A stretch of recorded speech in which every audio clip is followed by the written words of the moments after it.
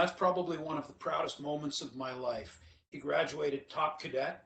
At that point, he was a lieutenant in Canadian forces. He's now a major serving in the American forces as an exchange officer out of the 10th Mountain Division.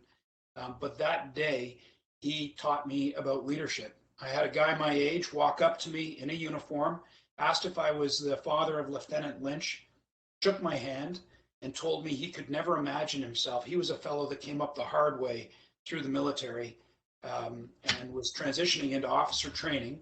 Went through the program with my son and said he couldn't imagine following somebody the age of his son. And then he shook my hand and said, I would follow your son anywhere. And it Wow. was a super proud moment in my life. But I'm going to tell you, honestly, Dawn, family is everything. And they're the most important thing in my life. I don't get enough time with them. Fortunately, I had a great Christmas with a lot of them here.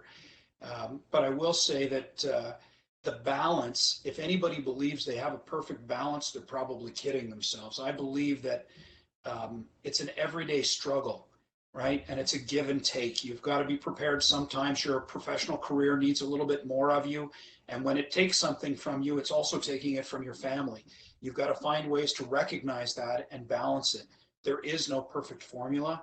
It's an everyday struggle that's dependent on the individuals and their families. But if you lose that priority, as somebody that's actually took 3 wives before I got it right, um, you really want to think about that and invest in your families and make sure that you recognize that it is a struggle and you've got to continue to fight that fight.